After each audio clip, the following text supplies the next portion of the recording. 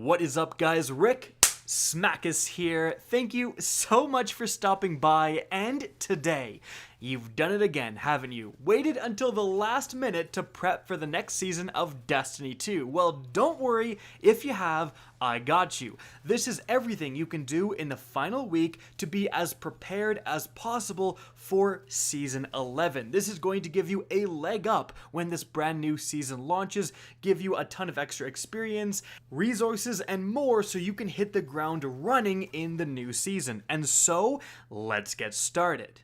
Alright, first things first, let's talk about some of the things you have to do in this last week before they disappear.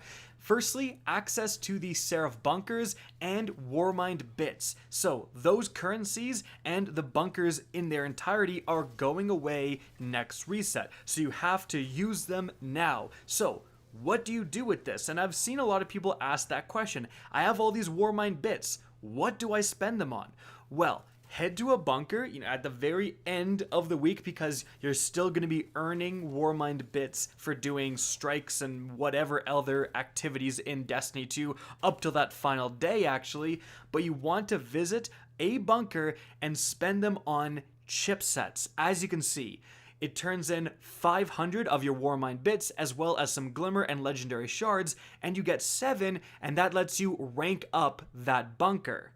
And every time you do, you get a random weapon or armor piece from this season. So that's a great way to just convert your Warmind bits into actual gear. Now, what about the blue encrypted Warmind bits? Well, really the only thing you can spend them on that's a practical source for gear is going to be bounties, as you can see for the Seraph weapons. And there is some definite good options out there. There's some pretty decent rolls you can get for the machine gun. Getting clown cartridge plus firing line is very powerful. Even for the sidearm, I'm actually going for full auto plus Vorpal right now because that actually shreds through barrier champions' barriers. So I've actually done a video on all the different rolls of these different weapons that you can get. Check that out if you want to know what to be looking for and farming for. But some more things that are disappearing are the Fourth Horseman exotic quest, the Lie quest, and Legendary Lost Sectors, and of course the seasonal artifact. So that Fourth Horseman quest, of course, do it if you haven't, guide linked above, but I want to mention connected to it is its exotic catalyst, and you get the catalyst in Legendary Lost Sectors. So if you haven't acquired that catalyst, this is definitely the time to do that. So I thought I would mention that as well. Alright, now moving on from there, the next thing you want to do is stock up on bounties. Now this is something a lot of people do, but just as many people do wrong because there are some intricacies to it. So, stocking up on bounties, aka completing bounties but not turning them in, lets you hold those bounties within your inventory, your quest tab, and then when the new season starts, it lets you turn in all of these different bounties and get a huge chunk of experience, which is going to let you unlock new seasonal artifact mods before other people, rank up in your season's pass before other people. It's a very useful thing. I would like to remind you that I would wait on popping the bounties as soon as Season 11 starts. Like a lot of people, as soon as they get in, they pop all their bounties right away. But you may want to wait until you level up the first few levels of your Season's Pass so you can get some experience bonuses and fire team bonuses. And then when you're in a fire team, you've got a few bonuses, you can pop them all, and that's going to result in, anywhere from, 10% or more extra experience that you would otherwise miss out on. So that's something important to note, but also the kind of bounties that you store are very important as well because they award different amounts of XP. The most experience you're going to get from a bounty is from weekly bounties. So stuff like the Vanguard weekly bounties, the Crucible weekly bounties, the Hawthorne clan and raid challenge bounties. Those are all great. But it needs to be bounties from recent activities, recent and viable activities. If you're holding on to weekly bounties from the Forge, if you're holding on to weekly bounties from Petravenge, those are not going to award the same amount of experience. In fact, they only award about 1,000 experience, and the current weekly bounties from viable activities award 5,000 experience. So make sure you're getting the right ones. And the same applies in order of magnitude of experience to other types of bounties. So sticking to recent viable activities, so Crucible, Vanguard, Gambit, daily bounties are the next best thing. And this would actually include the daily planetary bounties where you just do very simple things and you turn them in for resources. Those are not bad sources of experience. And then at the bottom of the list is the repeatable bounties, so hold on to those last. Now, something else very important to mention is that the amount of bounties you can carry is actually affected by the amount of quests you have active.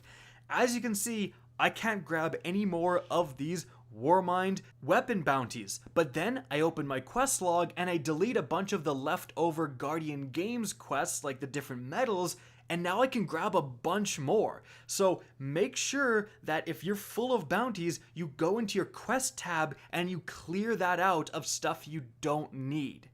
Okay, moving on from there, this is actually a pretty big one involving your season's pass. So, of course, before the season ends, a lot of people are going to grab everything from their season's pass. But you actually not only don't have to, you do not want to be doing this. For the most part, you can, like armor and the bright engrams and resources, you're okay to grab that stuff, but you do not want to grab exotic engrams. And the reason for this is because you can actually go to the Bungie website and access the previous season. So you can take stuff out of the season's pass for last season. So if you forgot to collect something from Season of Dawn, you can actually still get that right now via the Bungie website. But that means that when next season starts, you can do the same thing with this season. So in Season 11, you can go back and access the rewards from the current season's pass. So if you don't collect your exotic engrams right now, it means that you can collect them next season. Now, why does that matter? Well, exotic engrams are programmed to give you stuff that you don't have. So if you have all of the exotics, or even if you don't, if you grab those next season via the website, they have a super high likelihood, and if you have all other exotics, a 100% likelihood to drop as the new exotic armor that's likely coming next season, because every season 3 new exotic armor pieces are added. So like day 1, you can literally just grab all of your exotic engrams for your different characters, and boom, you've got all the new exotics, like instantly.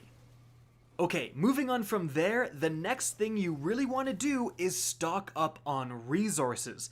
For the most part, it's because you're going to utilize a ton of resources within the first part of a new season. There's always ways that you have to spend them on certain things, whether it's the new type of currency, new type of activity, whatever. You're gonna use a lot of resources within those first few days of a new season, those first few weeks, to be honest. So that means you want to be checking Spider in this week, and you want to be, grabbing extra glimmer if you can, and then spending legendary shards on resources. You don't want to be waiting until next season, because if you're like, oh my goodness, I need simulation seeds so bad for something, but Spider isn't selling them, you're screwed. So you want to get those now. You want to stock up on all your resources now. And the secondary reason for that is because it helps you with leveling.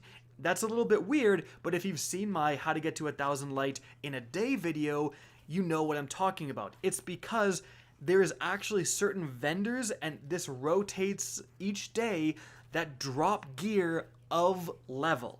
So no matter what your average power level is, they drop gear of exactly that level. And that matters a ton, because it means that when you're leveling up, you're getting powerful loot, etc., you're going to obviously have gaps. You're going to have a high power helmet, a high power gauntlet, but your legs are going to be lagging behind. So this means that you can go to the EDZ vendor, for example, If Devrim is one of the locations dropping of level gear, and you can just spam dust-like shards into him until you get legs, and those legs are going to be of level, and you'll likely jump a few power level when you do that. So that is a super important tip if you want to get to the new max power level very quickly. Make sure you have enough resources of all these different planets to be able to do that.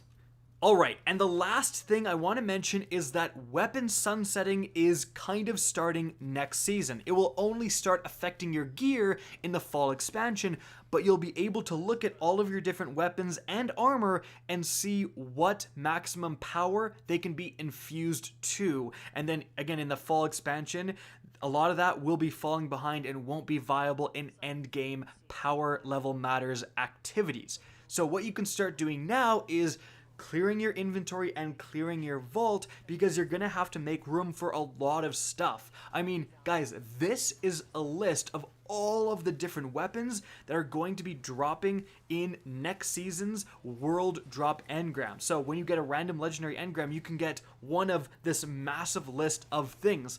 And all these things are gonna have like the symbol, they're gonna be from season 11. So that means they're gonna be viable within the fall expansion. In fact, they're gonna be viable in the end game all the way up to the next summer expansion for Destiny 2 in 2021.